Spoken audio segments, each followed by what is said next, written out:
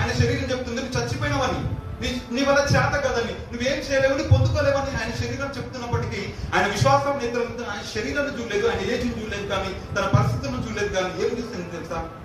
ఆయన శరీరము చూడలేదు కానీ, ఆయన ప్రతికూల పరిస్థితులను చూడలేదు కానీ, ఆయన విశ్వాసపు నేత్రాలతో దేవుడు దేనికి శిల్పకారుడై ఉన్నాడో దానిని చూశాడు.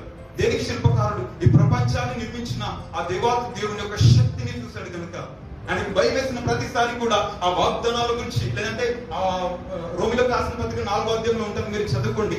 ఆయన ప్రతిసారి కూడా ఆయనకు సందేహం కలిగే ప్రతిసారి కూడా సందేహపడకుండా ఆయన దేవుని మహిమపరిచిన వాక్యం సెలవిస్తోంది.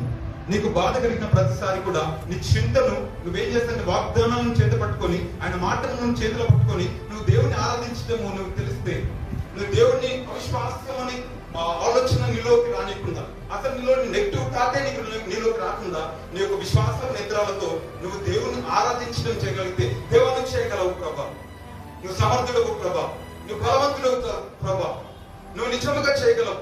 ఎందుకంటే సర్వ సృష్టిని సృష్టించిన శిల్పకారుడు మా దేవుడు, మా పితరులను నిర్మించిన దేవుడు అని ఆయన నువ్వు ఒకవేళ చెప్పగలిగితే నీకు అవిశ్వాసం కలుగుతుందా? నా దేవుడు సృష్టికర్త అని మాట్లాడానికి అర్థమైనప్పుడు నీకు అవిశ్వాసం కలుగుతుందా? నేను చెప్పింది అర్థమైనా? నా దేవుడు ఆకాశం సింహాసనం భూమి ఆయన పాదపీఠంగా కలిగి ఉన్న దేవుడు, అంత పెద్ద దేవుడు, అంత బలవంతుడైన దేవుడు. నీకు ఆయనను అర్థం చేసుకోగలిగితే నీకు గర్భఫలం ఇవ్వడం ఆయనకెంత, నీకు ఉద్యోగం ఇవ్వడం ఎంత, నీ ప్రాబ్లం, నీ కుటుంబంలో సమస్య తీర్చడం ఆయనకెంత. అంటే క్రైస్తవులకు ఏమి తెలియదంటే దేవుని యొక్క బలాతిశయములు తెలియదు, దేవుని యొక్క జ్ఞానము తెలియదు. వాక్యంలో ఉన్న ఆయన యొక్క బలాతిశయము వాక్యం సెలవిస్తుంది. ఆయన జ్ఞానములకు మితి లేదంట, అసలు లిమిట్ లేదు ఆయనకు. ఆయన పవర్స్ కి లిమిట్ లేదు. వాక్యం సెలవిస్తుంది, యోగ గ్రంథంలో ఉంటుంది. ఆయన యొక్క పవర్స్ కి లిమిట్ లేదు. అంటే లిమిట్లెస్ పవర్ కలిగిన దేవాది దేవుడు, అంటే హద్దులు లేనంత శక్తివంతుడైన దేవుడు నీతో ఉన్న తర్వాత ఎందుకు నెగిటివ్ థాట్స్ పెట్టుకుంటావు? అబ్రాహాం నెగిటివ్ థాట్ పెట్టుకుని వచ్చి ఈ దినం అబ్రాహాం గురించి మాట్లాడుకోవడానికి బైబిల్ అబ్రాహాం ఉండేవాడు కాదు.